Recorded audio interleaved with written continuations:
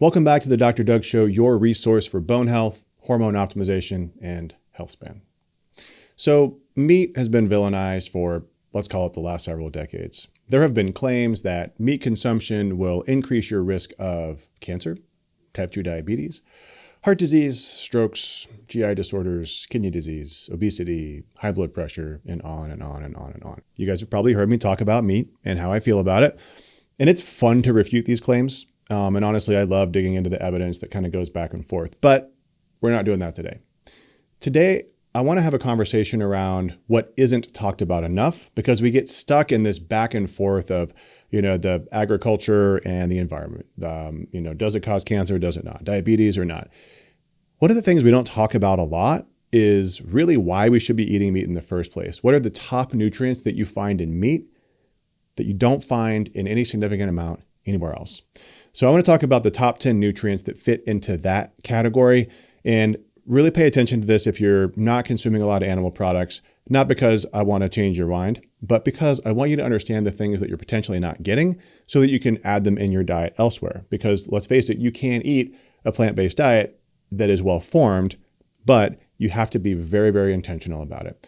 So before I get into these top 10 things, if you think that we're doing a great job with this content, please click that subscribe button if you're on YouTube, or leave us a review if you're listening to this on a podcast. The more reviews and subscribes we get, the more the algorithms will put this content in front of other people that are looking for improvement in bone health and muscle mass and hormone optimization and health span overall. So help us help others by clicking that subscribe button or leaving us a review on a podcast channel. Thanks so much. 3, 2, 1. Here we go.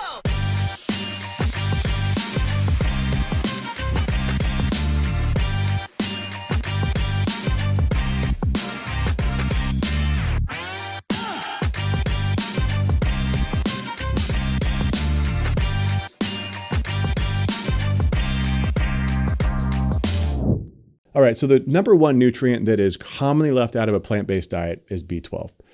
B12 is critical for brain function, DNA synthesis, red blood cell formation. All of those things are critically important. Deficiencies will leave you feeling tired and foggy. If you develop anemia and you have neurological issues, those typically occur after about 3 years-ish of being B12 deficient in diet. So it can take a lot of time. In fact, I commonly see people that aren't eating a well-rounded plant-based diet. This is around that kind of 3 to 5 year time span that a lot of people will peter out of eating a plant-based diet because they don't feel good.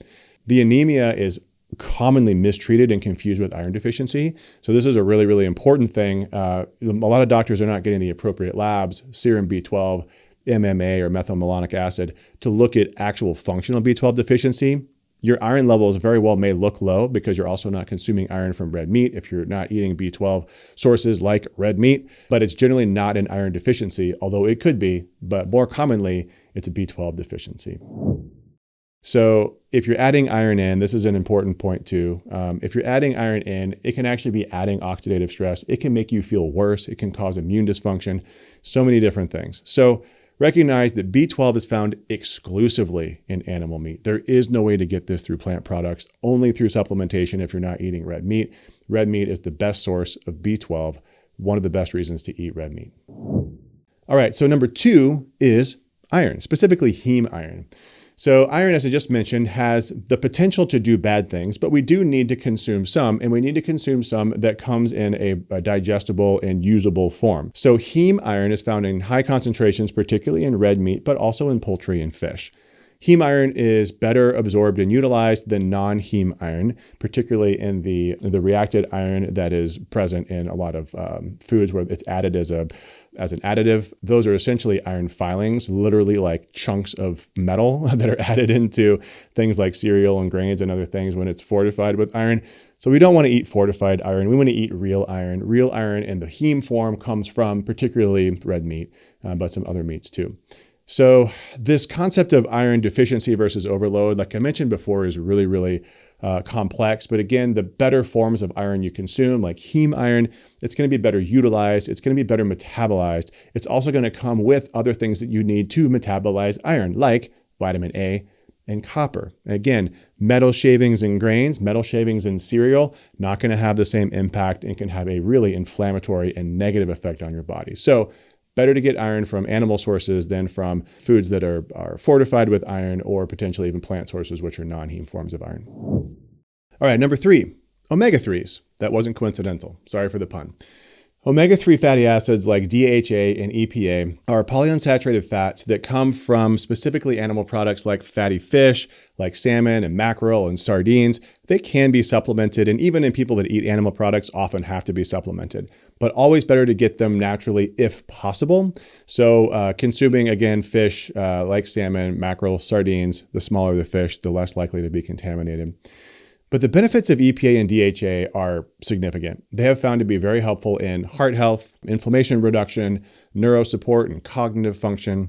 There is an omega-3 available in plants, and this is an important point.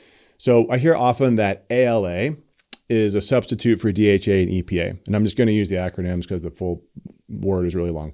But ALA is an omega-3 that is available in plants. But like all things that are available in plants that have to be converted into the active form or the animal form, you have to convert ALA into DHA and EPA for them to be utilized. The absorption of ALA, the conversion of ALA is quite variable across the population. So it's really hard to say how much ALA you would need to get adequate DHA and EPA. So better to get it from food if possible, which again, only comes from animals. All right, number 4, creatine. So creatine is a powerhouse nutrient.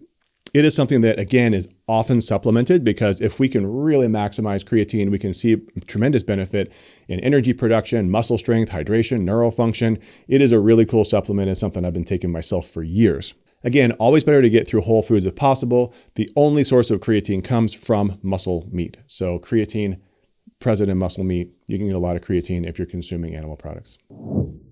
Number 5, vitamin D. Now, most people are thinking that we need to take vitamin D in supplement form, and sometimes that's true. But there has been a push over the last several decades to really encourage people to consume a lot of what we call in supplementation form D3. It's not really D3. It is one of many, many forms of vitamin D that exist. Cholecalciferol is what we're supplementing widely across the board as vitamin D, and it's not natural. So we've been led to believe that this super physiologic dosing, 2,000, 5,000, 10,000. I know people that are taking 50,000 IU of cholecalciferol a day. And I know doctors that recommend that much. It'll drive your blood levels of 25-hydroxy-D, which is what most doctors measure, 25-hydroxy-D in blood through the roof. I used to do this too. But what we're finding in our practice is that when you get high levels of 25-hydroxy-D, which I would consider to be anything over 50, potentially even anything over 30, you're going to start having a negative impact on some other things. If you go back a couple decades, nobody cared if your vitamin D was anywhere near 30, 30 to 40, 40 to 50. You weren't deficient until you were less than 30. In fact, you really weren't deficient until you were less than 20. We have over the past couple decades, for reasons I won't get into today, that expectation has been pushed to be greater than 50. Now it's greater than 80. I see people pushing for 80 to 100. The truth is that when you look at the literature supporting this concept that we need vitamin D supplementation and we need these super high, super physiologic doses, the evidence isn't there. Show me one study outside of osteoporosis, one study that shows benefit clinically of vitamin D3 supplementation in the form of cholecalciferol for anything, and you're going to struggle to find it. There is lots of conversation that it improves the immune system, it reduces cancer risk, it has all these potential things, but show me a study that proves it and proves that we need levels that high to do it. So it's a really interesting space. So I'm not saying that we should encourage people to be vitamin D deficient. We shouldn't. But we should encourage people to get it naturally whenever possible, because when you supplement with cholecalciferol, you have a negative impact on vitamin A, specifically retinol. And we see this in labs now all the time. It can have a negative impact on magnesium levels because we have to then sulfate that cholecalciferol to convert it into the active form, which your body doesn't have to do with natural vitamin D. And you can also have a negative impact on iron metabolism and copper levels. And so cholecalciferol supplementation is not without potential negatives. We don't want people to be vitamin D deficient, especially people with osteoporosis, but driving levels through the roof might have negative consequences that people aren't talking about. So what do? We get it from natural sources if possible. Natural sources of vitamin D do exist. They exist in animal products, more specifically dairy and some other, again, fatty fish will have small amounts of vitamin D. Mostly you're going to get it from the sun, conversion of UVB from vitamin D precursors in the skin that get converted into vitamin D and then get converted into the active form of vitamin D. That natural process is much, much better and is not going to have a negative impact on those other things that I just mentioned. To be complete here, I also wanted to mention that in addition to fatty fish, you can also get vitamin D from liver, from egg yolks. And again, I mentioned cheeses before, particularly, the more aged the cheese, the better. We need vitamin D, especially in the osteoporosis population, to support calcium absorption, but it has to be done in context. You also need other things like vitamin K, which you can get from those same foods. Vitamin D does have benefits. So I'm starting to hear more and more people talking about this potential toxicity of cholecalciferol. And I like that, but I don't think we should throw the baby out with the bathwater. Vitamin D deficiency is real.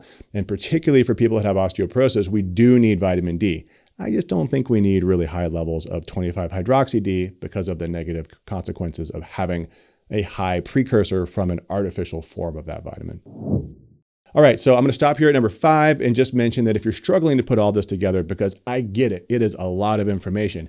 If you're struggling to put this together, please consider joining our free masterclass. Look for the link in the description on YouTube. If you're listening to this on a podcast, you can just go to the URL drdouglucas.com or optimalbonehealth.com, and you can find a link to our masterclass, which is where we put together all this information. We talk about things like supplements, exercise, hormones, all of it. We do it in about 60 minutes, leaving about 5 to 10 minutes for questions coming from anybody that's watching the class. So strongly encourage you to do that. If you haven't done it, please do that now. It helps you to just clarify all this stuff because I get it. It's a ton of material. All right. So number 6, carnosine. So carnosine is something that I actually used to give people in supplementation. The literature behind using it as a supplement just isn't strong enough for me to continue to do that. But I love the idea of it because carnosine is really a combination of 2 amino acids. It is alanine and histidine put together. Carnosine is available in muscle meat as well, like creatine and everything else I'm talking about for the most part. But carnosine acts as an antioxidant. It acts as a buffering agent. And if you're not sure what a buffering agent is, it is something that can have an impact on pH. And you might be thinking, but wait, I thought meat causes acidity. No, it doesn't. And this is another reason why. Carnosine acts to prevent glycation. And you may have heard about people talking about ages or advanced glycation in products and how if you consume meat, you're going to have all these ages and you're going to get diabetes and die early. Nonsense. It's garbage.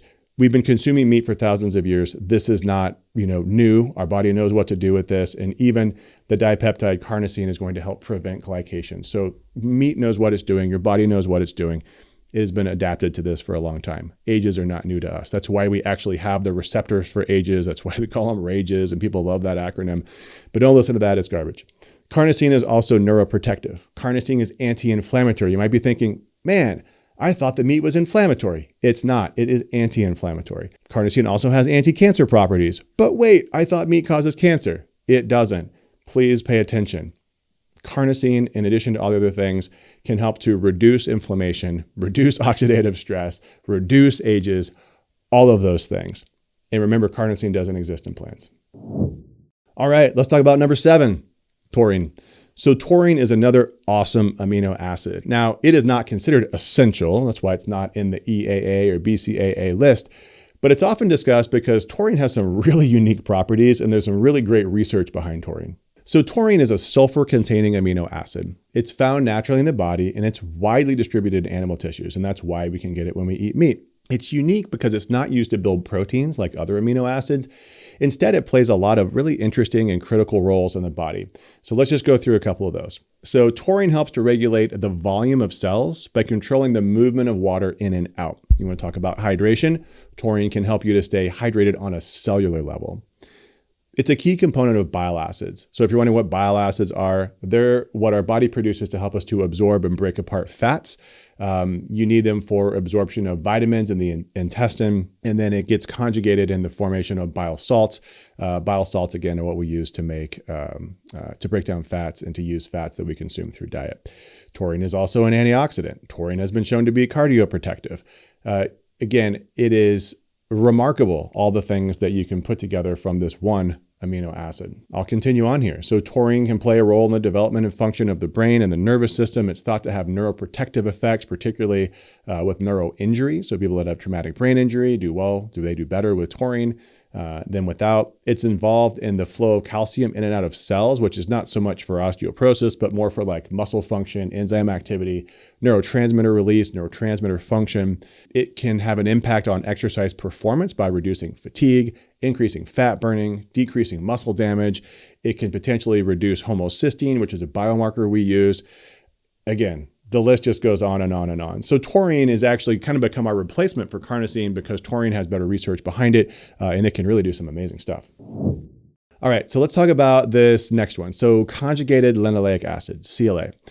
CLA is another type of polyunsaturated fat. So it's a PUFA. It's an omega-6, and you might be thinking, but wait, I thought omega-6s were bad. And they can be inflammatory, but they just need to be balanced. And we need to get them, again, from food rather than big chunks of them in highly processed food, and then they're going to be processed better.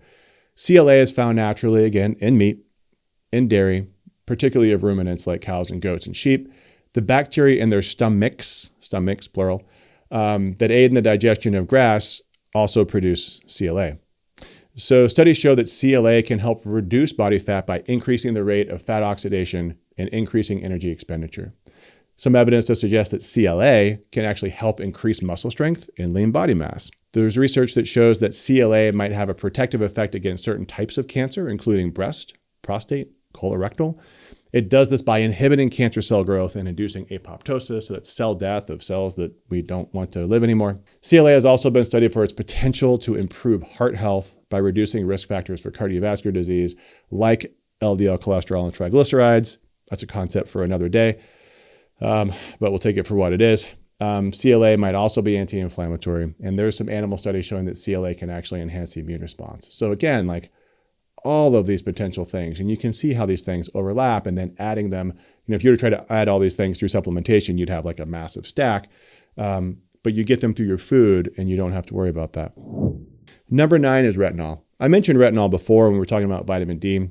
Retinol is really important because retinol is responsible for actually the function of vitamin D. It's responsible for the cellular action of vitamin D. So vitamin D has to go in and actually go not only into the cell, but into the nucleus. And you have these nuclear receptors, and you can't utilize vitamin D appropriately without vitamin A. Cholecalciferol blocks vitamin A. So vitamin A is really important. That's another reason why we shouldn't have too much vitamin D, and we should do as much natural vitamin D production as possible. Vitamin A is also responsible for optimal vision, immune function, skin health, a lot of things that vitamin A does. Important point about vitamin A, you might be saying, but wait, there's vitamin A, beta carotene in plants. True.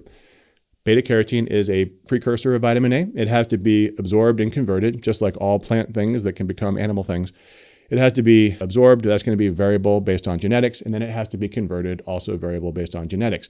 So the amount of beta carotene that you would need to get an optimal amount of vitamin A, it might be not too much, but it might be ridiculously high. And you just don't know. You can measure vitamin A in blood. You can measure vitamin A in functional tests. Or you can just get vitamin A through meat and through liver. And you can get it through natural forms like that. Cod liver oil is a great way to get it through supplementation as well. And finally, number 10, zinc. So been a lot of talk about zinc over the last couple of decades, especially since the pandemic. Zinc does have benefit for immune function, copper metabolism, wound healing, and more. Zinc comes from animals and plants, but it's more bioavailable when it comes from animals. You can get a little bit from plants, but you're going to have a hard time absorbing it. And again, you'll see that consistently over and over and over again. All right, so in conclusion, animal products get a bad rap. And I'm the first to admit, animal husbandry, agriculture needs a massive overhaul. But let's not throw the baby out with the bathwater. Animal-based foods are what propelled our species to dominance. It's what put us at the top of the food chain. They are what made us who we are. We need to understand that eating what we are designed to eat is not wrong. We should encourage better practices like regenerative agriculture. We should stand up for that. We should be vocal about that. But in order to make change, you have to be healthy yourself. You have to be energetic. You have to be powerful. Let's stop looking at highly processed foods as a rational alternative to meat. They're not. They're a marketing strategy for food companies disguising garbage as health food. Don't be fooled by these well-funded, sickness-provoking, maleficent companies disguised as green industries and health food saviors. There is no substitute for meat. Let's work together to create a better world around animals and around meat production. All right, that's it. I'll step off my soapbox. Thanks, friends, and remember that you are created for greatness, so seek optimal, not average. Don't be afraid to be extraordinary, because you are, and that's what it takes. See you next time. This presentation is for general informational purposes only, does not constitute the practice of medicine, nursing, or other professional healthcare services, including the giving of medical advice. No doctor-patient relationship is formed. The use of this information and the materials linked to this presentation are at the user's own risk. The content in this presentation is not intended to be a substitute for professional medical advice, diagnosis, or treatment. Users should not disregard or delay obtaining medical advice for any medical condition they have, and they should seek the assistance of their healthcare professionals for any such conditions.